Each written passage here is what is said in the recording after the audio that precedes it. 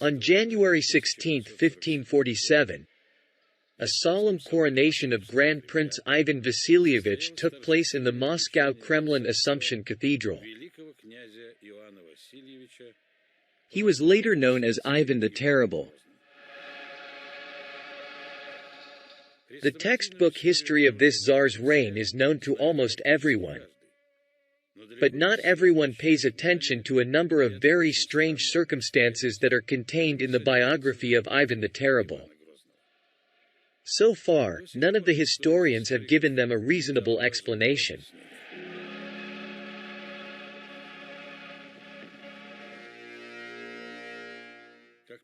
Usually, all the strange and unusually cruel actions of the Russian autocrat are explained by his pathological cruelty and mental illness. In this film, we will try to find out if this was really the case.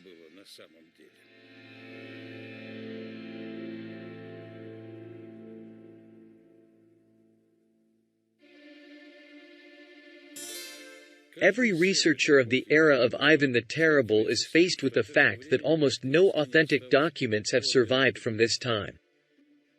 The archives of the Oprichnina, which contained the court cases of that period, were completely destroyed. It is no secret that the preservation of Russian archives and libraries of the 16th century is the worst in all of Europe. In many documents from the middle and end of the 16th century, one can see obvious traces of later tendentious editing.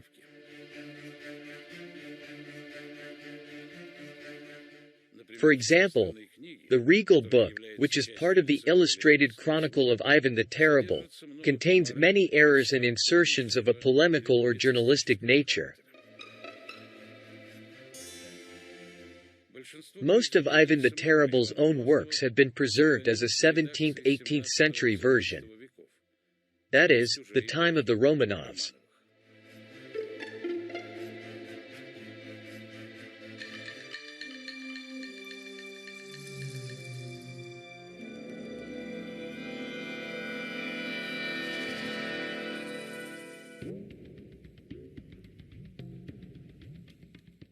There are only 7 documents of Ivan the Terrible that can be considered authentic. These are a letter to Vasily Gryazny, a message to Simeon Bekbalatovich, Stefan Batory, Sigismund II Augustus, Grigory Hatkevich, Queen Elizabeth I of England, and a manuscript of the dispute over faith between Ivan the Terrible and Jan Rakita, and that's it. There is no famous decree on the Oprichnina, no obituary supposedly written by Ivan the Terrible after repentance. Not even the genuine Last Testament of Ivan the Terrible has been preserved. It is interesting that the supposedly authentic Last Testaments of other Moscow princes have been preserved. For example, 3 testaments of Vasily I Dmitrievich written 150 years before Ivan the Terrible. Even the supposedly genuine testament of Ivan Kalita, which is 250 years older than Ivan the Terrible's documents, has been preserved. But there is no genuine will of Ivan Vasilievich. The Last Testament of Ivan the Terrible has been preserved in a single damaged copy and without a date. The same is true for charters. 40 charters of Ivan III, the grandfather of Ivan the Terrible, have survived, but not a single authentic charter with Ivan IV's seal, although historians claim otherwise. But to prove this, often blatant forgeries are cited instead of authentic documents.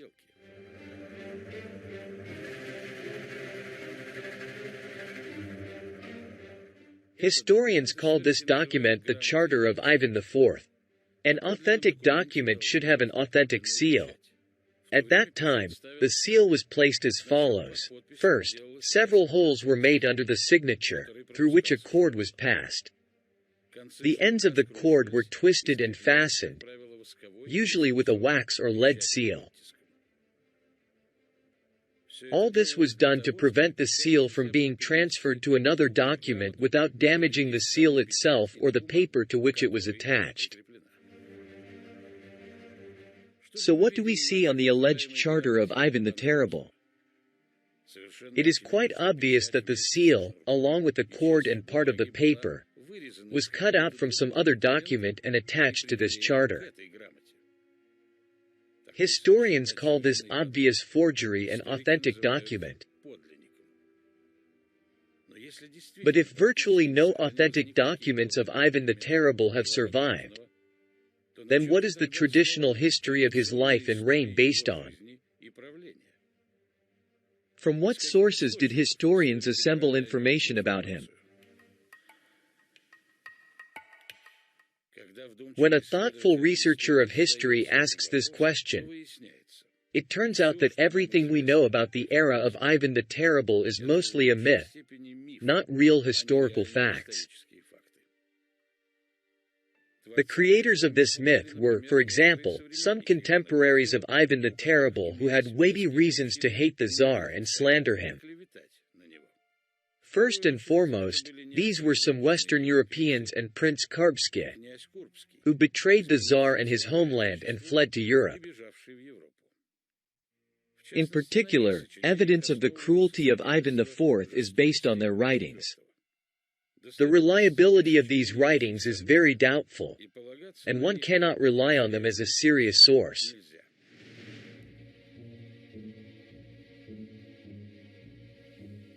It is believed that Karbsky was a direct descendant of Rurik and Prince Vladimir through the senior line, while Ivan the Terrible was of the junior line. It's understandable that with such a lineage, Karbsky was a contender for the Russian throne, but he only received the Grand Principality of Yaroslavl.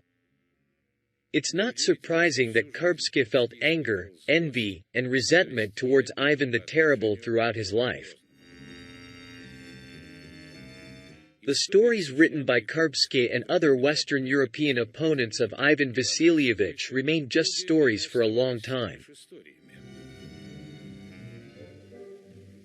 These stories became historical facts, allegedly truthful and authentic, on the pages of the historical works of the official historiographer of the Russian Empire, Nikolai Karamzin.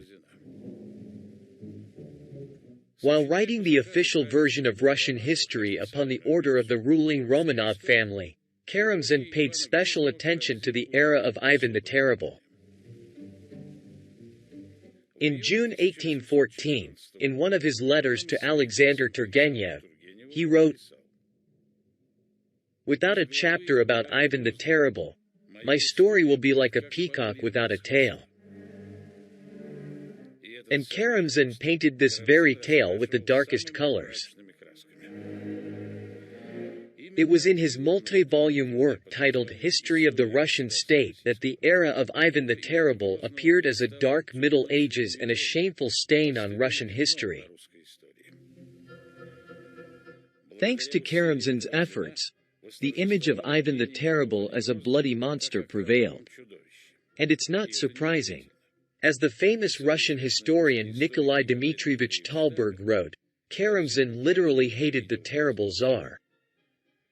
At the same time, Karamzin bowed before Western European tyrants, some of whom he met during his travels in Europe. For example, he admired Napoleon, and Robespierre evoked reverence in him. Many serious researchers of Karamzin's history argued that it was more of an artistic interpretation of events than an impartial historical analysis. And yet, this artistic interpretation became the official version of Russian history.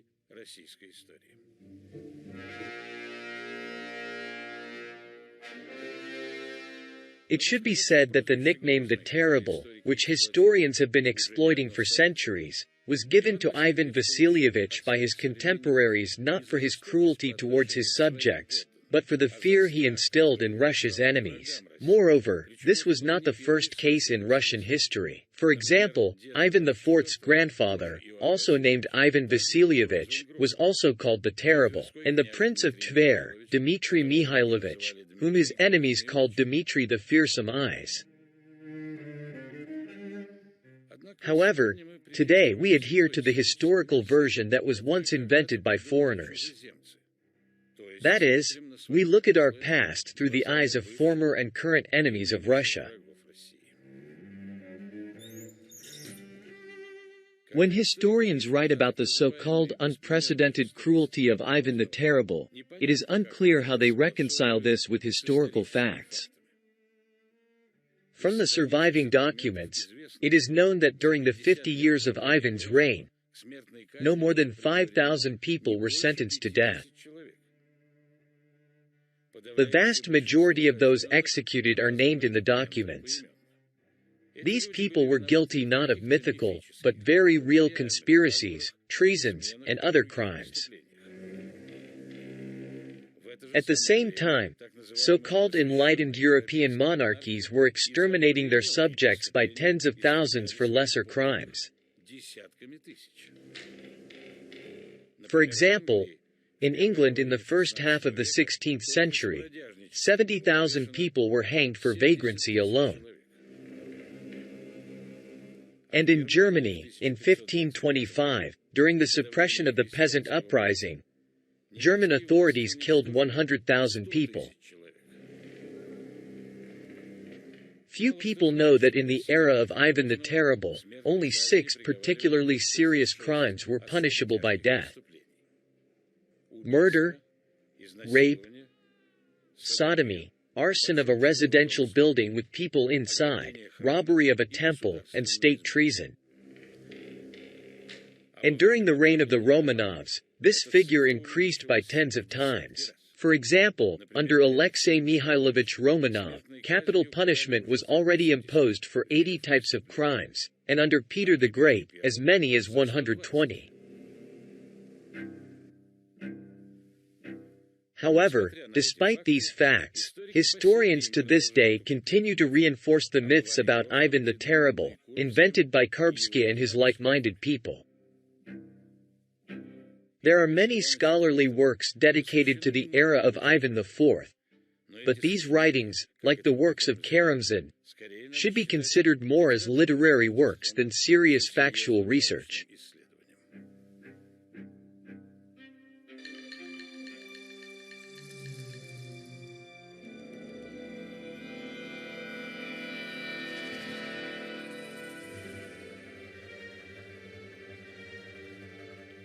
Not only the documents of Ivan the Terrible, but virtually none of his personal belongings has survived to our time. Today, only a few items can confidently be considered as personal belongings of Ivan Vasilievich.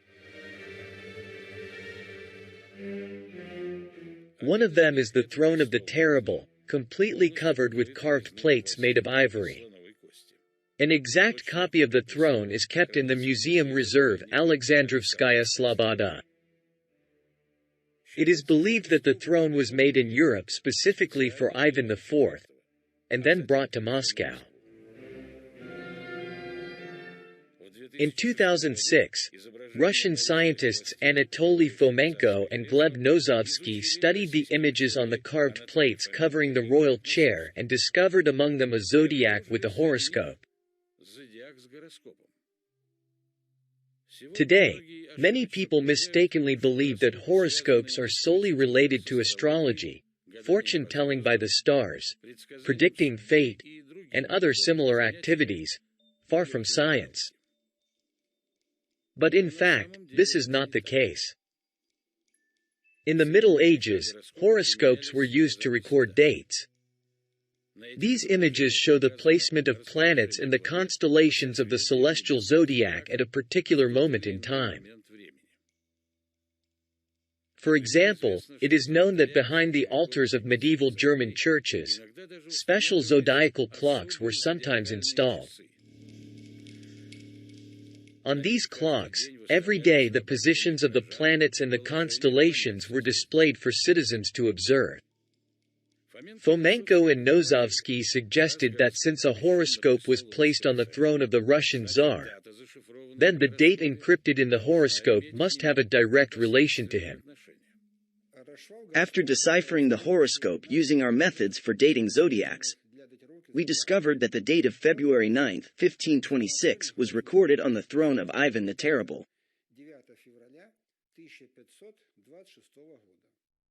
At first glance, this does not fit with his standard biography. We know from official history that the dates of Ivan's life are 1530 to 1584.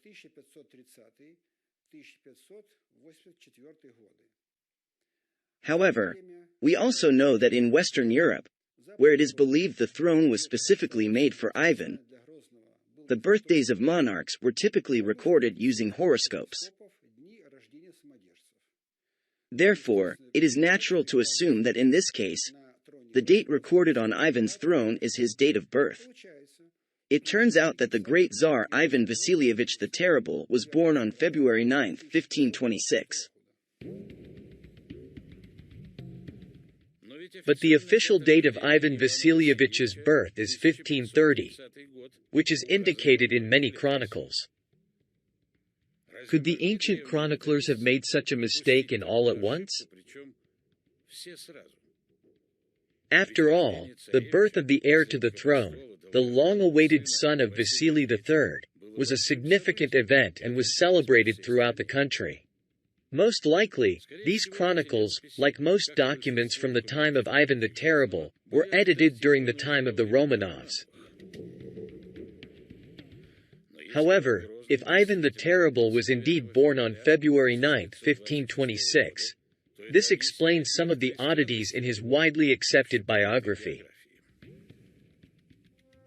For example, chronicles report that in November 1530, Grand Prince Vasily III and Grand Princess Elena, along with their son, Prince Ivan, were present at the consecration of the Church of St. Paraskeva Friday.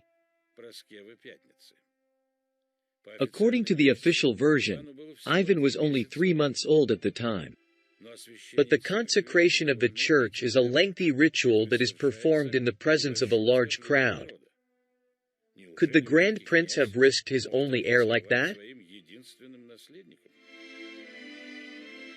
However, if the prince was born in 1526, then he would have already been 4 years old at that time. It is not surprising that his parents took him with them. After all, 4 years old is the beginning of a child's conscious age, when their worldview begins to form.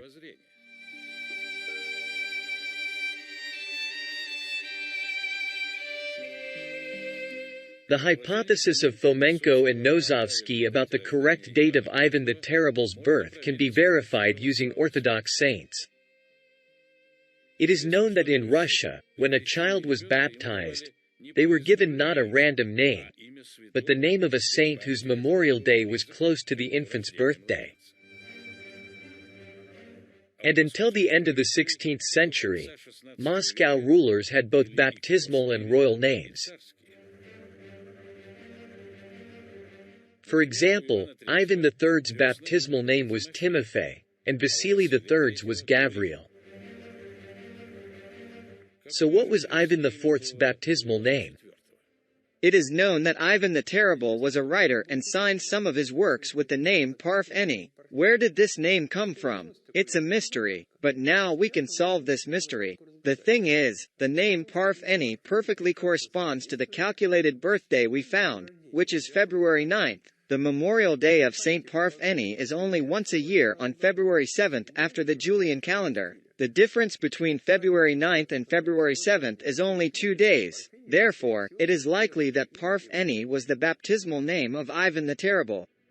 Skeptics may argue, what difference does it make when Ivan the Terrible was born, in 1530 or 4 years earlier? What does it change? This should change our attitude towards the version of Russian history in the 16th century that historians defend. If they were wrong even in such a simple but important dating as the date of Ivan the Terrible's birth, then they can hardly be unquestionably trusted.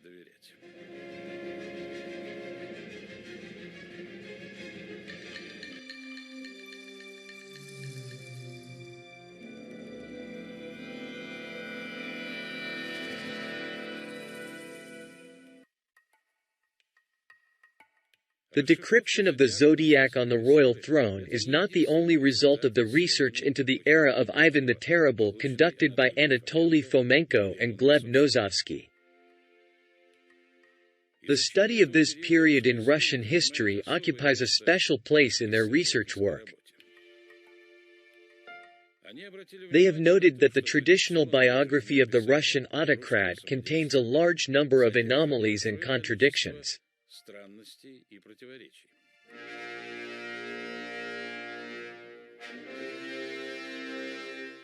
According to official history, throughout his life, Ivan Vasilievich committed acts that went against not only common sense but also the centuries-old tradition of the Orthodox state.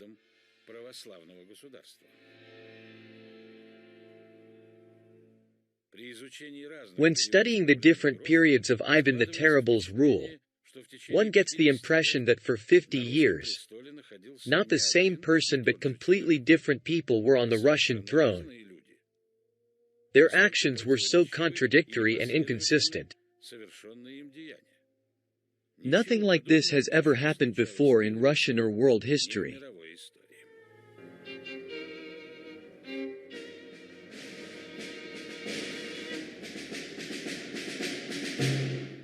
In January 1565, Ivan the Terrible left Moscow voluntarily with his family and entourage and abdicated the throne.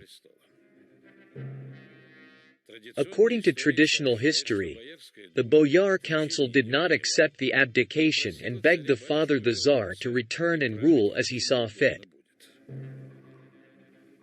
The Tsar returned, but 10 years later in 1575, he abdicated again and instead raised Simeon Bekbulatovich to the throne. As usual, Simeon's coronation as Tsar took place in the Assumption Cathedral of the Kremlin. However, he only reigned as Tsar for 11 months because in 1576, Ivan Vasilievich changed his mind again and returned to the throne. Thus, according to the traditional version of history, Ivan the Terrible abdicated twice and returned to the throne twice.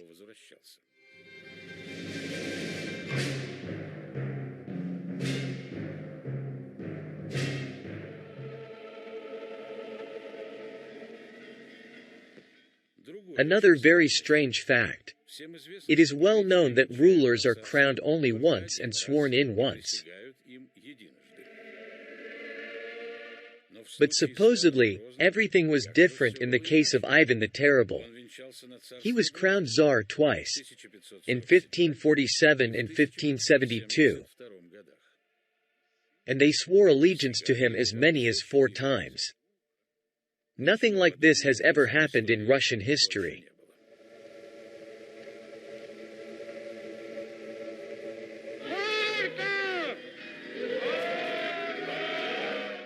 And the story of Ivan the Terrible's numerous wives is completely unthinkable for a Christian state of the 16th century. As is well known, according to the laws of the Orthodox Church, a person can enter into marriage no more than 3 times. If God takes away the first, second, and third spouse, then one must remain a widower for the rest of one's life. But even a third marriage is allowed by the Church as the utmost indulgence. However, as historians write, the Orthodox Tsar Ivan the Terrible scorned the laws of the Russian Church and married as many as 7 times, not at all caring that children born in unlawful marriages would not have a legitimate right to the throne. Historians generally explain all these strange actions of the Russian Tsar as a severe mental illness of Ivan IV. In our film, however, we will consider another version proposed by Anatoly Fomenko and Gleb Nozovsky. Our research has shown that Ivan the Terrible is not one specific person, but a collective image of 4 successive rulers who ruled one after another on the Russian throne. Later, when the Romanovs created their version of ancient Russian history, they combined all 4 under one collective name of Ivan the Terrible.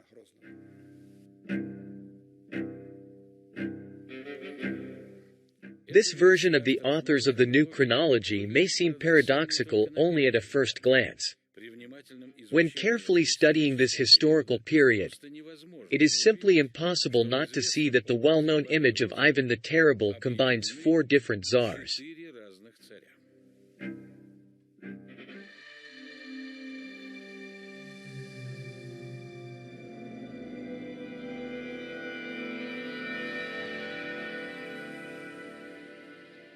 The first Tsar of the era of Ivan the Terrible was Ivan Vasilievich IV himself. His reign lasted no more than 6 years, from 1547 to 1553. On January 16, 1547, Ivan IV was crowned as Tsar. Just a month later, on February 13, his wedding took place with Anastasia Romanova, the daughter of the courtier Roman Zacharian, the progenitor of the future Romanov Tsars. From that moment, the Zacharians sought not only to secure a strong position at court but also to exert significant influence on the internal and external policies of the state. However, in 1547, a court political party was formed around the young Tsar, led by the proto-priest of the Annunciation Cathedral, Sylvester, and Alexei Fedorovich Adashev. In letters of Prince Karbsky, this party was called the Chosen Council, or a circle of newly emerged royal advisors. Adashev was by the Tsar's side during the famous Kazan campaigns, including in 1552, when the most significant event of Ivan IV's reign took place, the capture of Kazan by Russian troops. For many years this victory was for the Russian people a sacred symbol of the defense of Russia and orthodoxy. The special position of Sylvester and Adashev at Ivan Vasilievich's court caused them to have many enemies, and the main ones were the Zacharians, the relatives of Tsarina Anastasia. This enmity was particularly evident in 1553, during the severe illness of Tsar Ivan. Sensing his imminent death, he ordered the boyars to swear allegiance to his only son, Prince Dmitry, and appoint a council of guardians since the Russian throne heir was only 5 months old. Крест целуйте сыну моему Дмитрию. And at that moment discontent began among the boyars. The highest nobility, the noble boyars, understood that in the event of the Tsar's death, power would most likely end up in the hands of the Zacharians, who would become the de facto regents for the young Tsar. They were more willing to swear allegiance to the Tsar's cousin, Vladimir Staritsky, just to prevent the Zacharians from coming to power.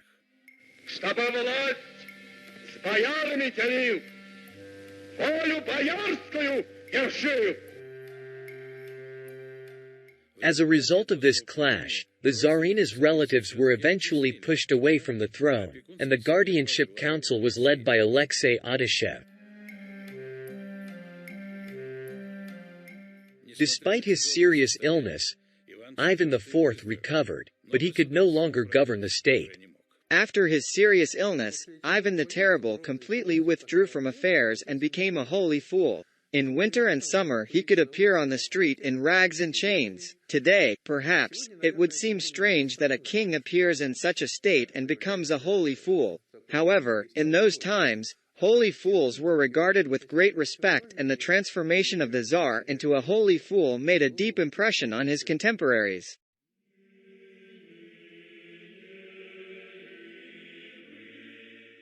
Moreover, even before his illness, the Tsar showed great piety. For example, English visitors to Moscow at that time were amazed by the habits of the Russian ruler. They noted that he shunned coarse pleasures, did not like hunting, but found pleasure in worship.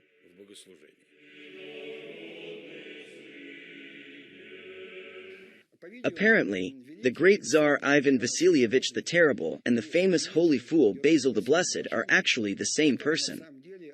By the way, the name Basil or Vasily simply means king, or basileus in Greek. In 1557, the Blessed Tsar died. His death was noted in the official records of the Razryadny Prikaz, i.e., administrative office in charge of higher military and civil administration personnel. It is known that Basil the Blessed was buried with a huge gathering of people, and it's not surprising. They buried not just a holy fool, but a former king. Basil was buried in one of the domes of the Pokrovsky Cathedral. Despite the fact that each of the 9 domes of the Pokrovsky Cathedral has its own separate name, people still call it the St. Basil's Cathedral. By the way, the calendar of saints mentions not only Basil the Blessed, but also Ivan the Blessed, the Moscow miracle worker, about whom almost no details are known. It is believed that he died in Moscow and his body was also buried with great honor in the Pokrovsky Cathedral. Most likely, we are talking about the same person, Tsar Ivan IV, who was buried precisely in the Pokrovsky Cathedral, which was built in honor of the conquest of Kazan. So Ivan IV could have been twice included in the calendar of saints, under the name Ivan and under the name Basil.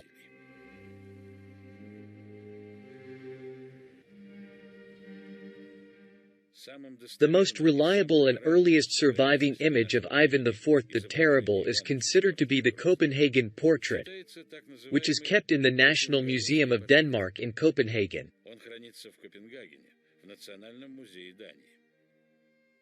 Interestingly, this portrait is painted like an icon with egg tempera on boards and in a pure icon painting style. The edges of the board protrude outward, and the image is placed in a recess, which is called an arc. An arc was typically made only on icons. It was not easy to cut such a rectangular recess in the boards and then level it. This was done in accordance with special church requirements. All old Russian icons were made in this style. On modern icons, the arc is usually not made anymore.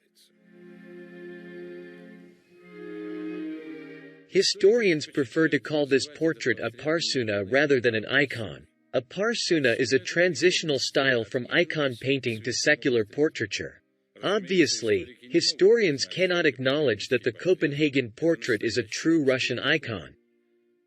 After all, they would have to either explain why the tyrant and polygamist was canonized as a saint or admit that the official biography of Ivan the Terrible is incorrect. But the existence of this portrait only confirms the version of Fomenko and Nozovsky, that Ivan IV was indeed a blessed one, canonized by the Orthodox Church.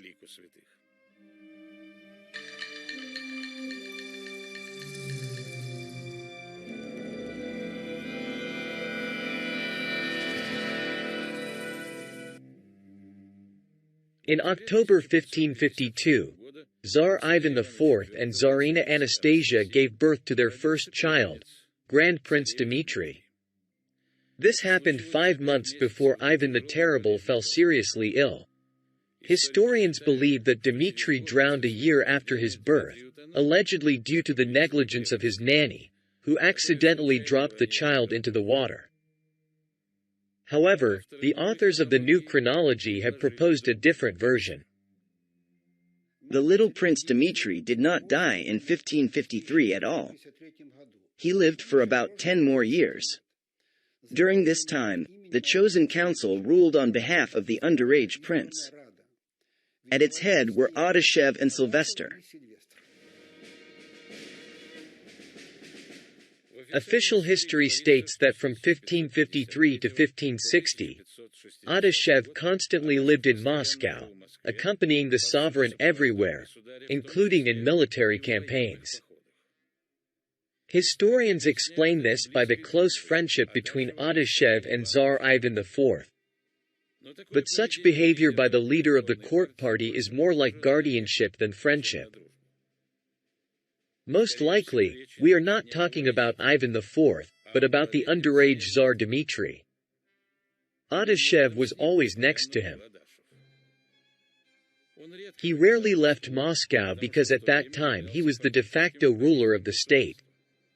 The child king, of course, did not participate in military campaigns.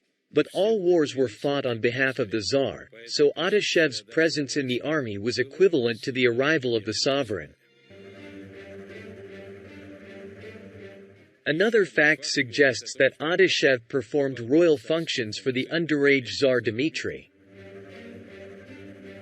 In those years, the first prikazes were created in Russia, institutions that managed separate branches of state life. However, they were initially called izba, that is house, rather than prikaz. Adashev was in charge of the supreme control body, the petition izba. This institution accepted petitions addressed to the Tsar and conducted investigations on his behalf.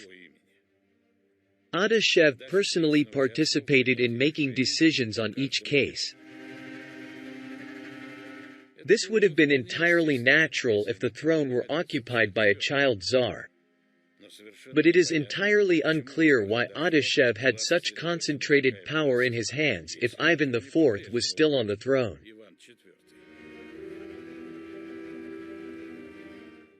Some historians believe that Ivan himself withdrew from state affairs, while others claim that Adashev and Sylvester simply usurped power in the country. It is likely that this would have been possible in the case of a weak or incapacitated ruler. However, in traditional history, Ivan the Terrible appears in a completely different light, as a powerful and active person. It is difficult to imagine that he could have remained an indifferent observer of someone else's activities. This contradicted his nature entirely. It is known that Tsar Ivan IV, even when he was very young, personally dealt with matters in which his participation was not necessary at all.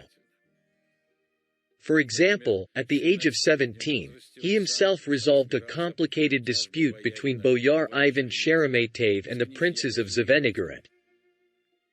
And governing the state is a far more serious matter than a boyar's dispute.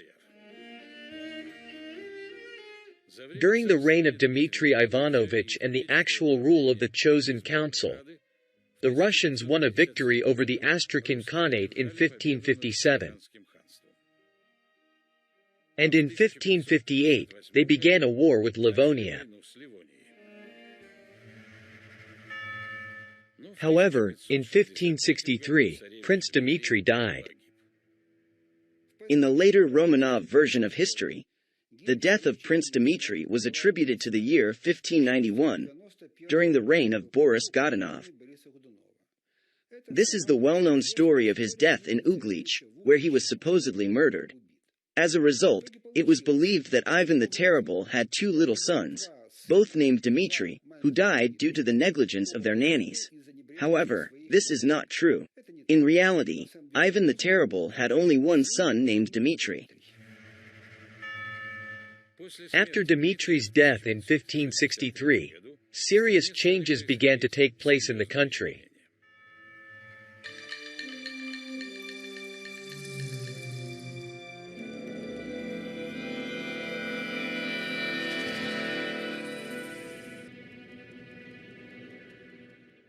After the death of Prince Dmitry in 1563, Ivan, the younger son of Ivan IV and Anastasia, became the Russian Tsar. At that time he was about 10 years old. While Dmitry was being raised by his guardians, led by Adashev, Ivan was surrounded by his mother's relatives, the Zakharian Romanovs. Therefore, after Dmitry's death and Ivan's ascension, there was not just a change of ruler, but a virtual coup d'état took place in the country. The power entirely fell into the hands of the Zacharyans. The chosen council was removed from the throne. Sylvester was forced into monkhood and sent to Kirillo-Belozersky Monastery and then further to Solovki. The Adashev brothers were sent to the Livonian War. But in October 1560, Alexei Adashev's properties were signed over to the sovereign, practically in favor of the Zacharyans, and he was imprisoned.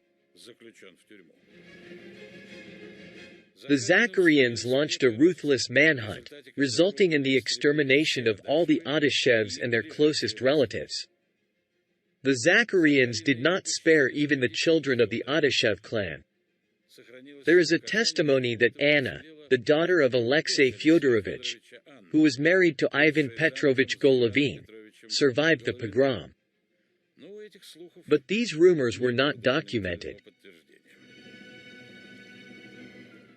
Alexei Fyodorovich himself escaped execution, but shocked and outraged, he soon fell ill and died in Dorpat in early 1561. The famous era of the Oprichnina began after the defeat of the chosen council. The Oprichnina was officially established in 1564. The main initiator of its creation was Boyar Vasily Yuriev Zakharyan. It was around the Zakharyan clan that the ruling circle of the Oprichnina, a bloody terror that historians later attributed to Tsar Ivan IV, was grouped. The Oprichnina was not terror unleashed by Ivan the Terrible against his own people. No, it was terror unleashed by the Zakharyan Romanov boyars against their opponents. Taking advantage of the fact that they became guardians of the young Tsar, the Zakharyan Romanovs began to destroy the old Russian nobility, since all the old Russian nobility belonged to their opponents. To put it in modern terms, the Romanovs were pro-Western people, expressing the interests of the West.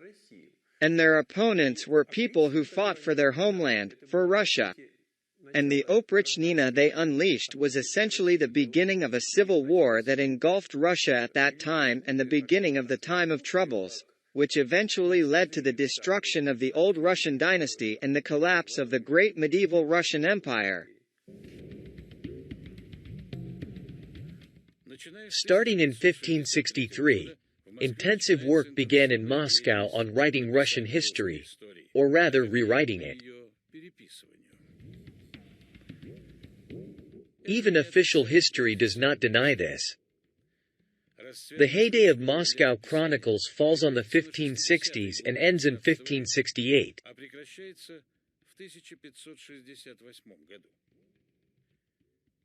Even before fully seizing the throne, the Zakharyan Romanovs began to compose their own version of Russian history.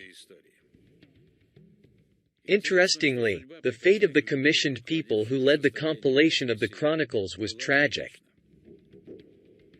After the work was completed, many of them were executed.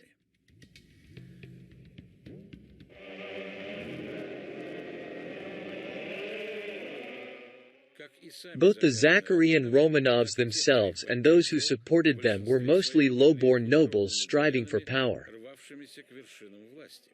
Therefore, their main goal was the complete eradication of the Rurik dynasty. The murder of the representative of the royal family, Vladimir Staritsky, and the mass executions of noble boyars exhausted all the patience of the military. In 1571, Moscow was taken by the enemies of the Romanovs. To conceal the true history of those events, Romanov historians depicted it as an invasion by the Crimean Khan. After the capital was taken, the famous Moscow affair began. It was during this period that Malyuta Skuratov, a devoted supporter of the National Party, carried out his activities. Later, the Romanovs tendentiously portrayed him as a bloody executioner. Malyuta Skuratov was indeed forced to act extremely harshly. but his actions were aimed at defeating the Zachaриan group and their supporters. Thus, the first attempt by the Zachaриan Romanovs to seize the Russian throne failed. And in 1572, a royal decree was issued prohibiting even the use of the word oprichnina. In the same year, the third Tsar of the era of Ivan the Terrible, Ivan Ivanovich, was removed from power.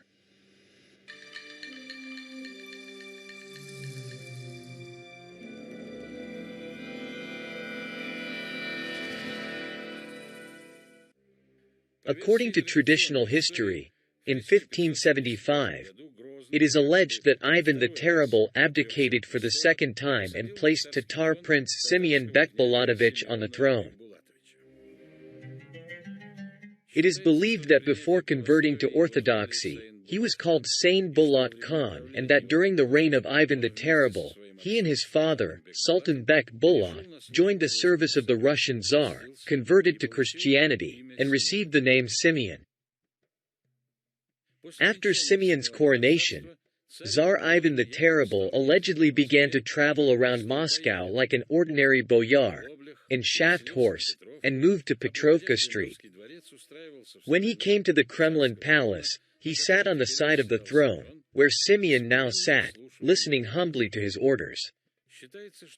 It is believed that all of this was just a prank, and that Ivan the Terrible remained the real ruler. Simeon only spent 11 months on the throne, and then Ivan the Terrible allegedly decided to end this performance and return to the throne, sending Simeon Bekbalatovich to the Grand Principality of Tver. Historians cannot explain why Ivan the Terrible replaced himself with a man who was not of royal blood but a baptized Tatar, let alone the fact that they do not have even one reasonable explanation for why the Terrible did this at all. This action of the Tsar resembles the behavior of a madman or schizophrenic, as Romanov historians persistently portray him. However, the surviving documents speak not of a joke but of a completely real ascent to the throne of a man who had royal origins.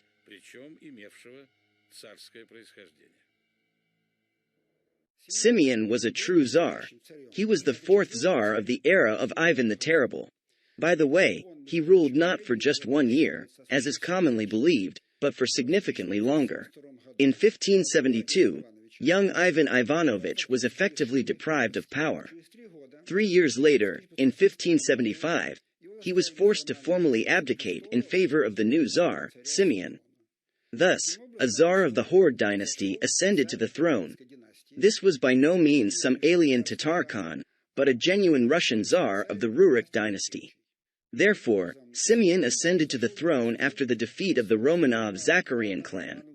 Simeon was most likely the son of Ivan III, and his name was originally Simeon. Upon ascending the throne, he received a new name, Ivan. It should be noted that for a long period in Russian history, Tsars had names Vasily or Ivan. Vasily simply meant Tsar or Basileus in Greek. It is believed that Ivan III's son Simeon Ivanovich, the Grand Prince of Kaluga, died suddenly in 1518 at the age of 30.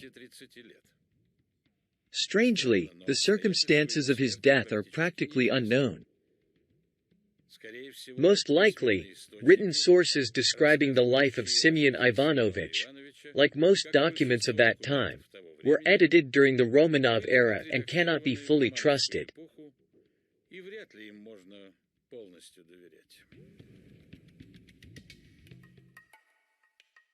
Fomenko and Nozovsky believe that Simeon Ivanovich did not die in 1518, but lived to a ripe old age. By 1572, he would have been around 80 years old, which coincides with the description of Ivan the Terrible of that time. In the surviving documents, he appears before us as a completely frail old man. Even if historians were mistaken about Ivan IV's date of birth and he was actually born 4 years earlier than the accepted date, he would have been no more than 50 years old in 1575.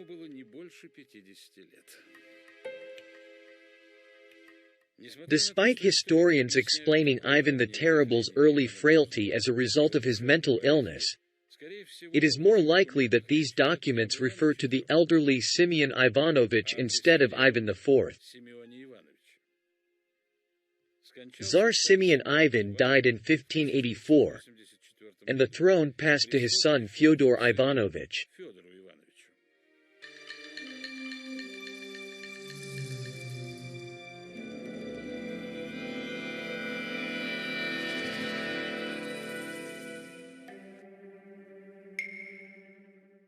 According to the authors of the New Chronology, Anatoly Fomenko and Gleb Nozovsky, the era of Ivan the Terrible should be divided into periods of the reign of 4 czars. From 1547 to 1553, Ivan IV ruled directly.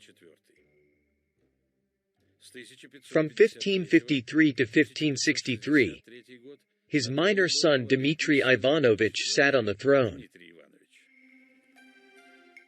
From 1563 to 1572, Ivan IV's other son, Ivan Ivanovich, was the Tsar. And finally, from 1572 to 1584, Simeon Ivanovich, the uncle of Tsar Ivan Vasilievich IV, was on the Russian throne.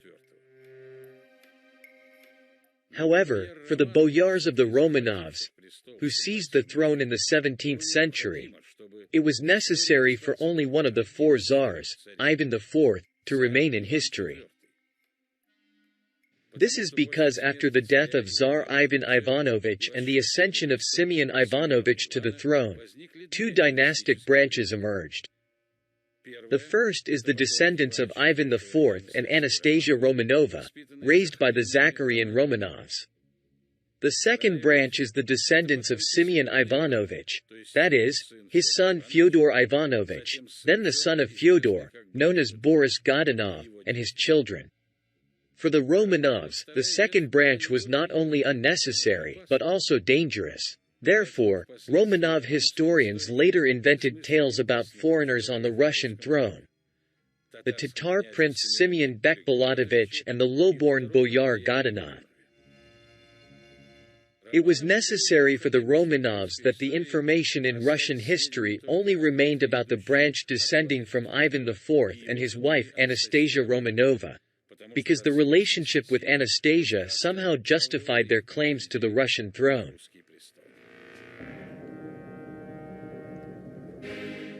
The era of Ivan the Terrible is not just one of the periods of our history. It is the time of the flourishing of the Russian Empire, the time of the triumph of Russian weapons and Orthodox faith. It was during this era that Russia reached its highest level of development and power. And the great Russian Tsar Ivan the Terrible was a symbol of the people in the struggle against external and internal enemies. However, for 200 years, historians, starting with Karamzin, have spun a web of lies around the name of the great Russian Tsar. And not just historians. Writers and filmmakers also engage in the propagation of this false myth.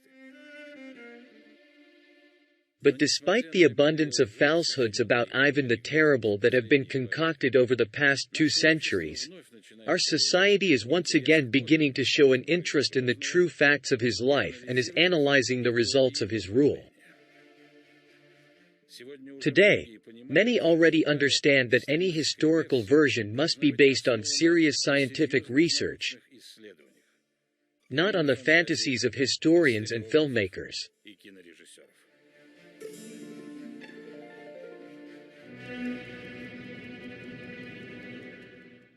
One of the darkest and most contradictory periods in Russian history is the reign of Boris Godunov and false Dmitry.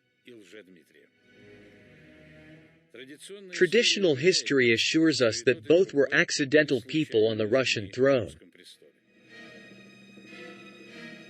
According to historians, First Godunov, and then false Dmitry, usurped power in the country without having any legitimate rights to the Moscow throne. To find out what really happened, watch our next film, Time of Troubles.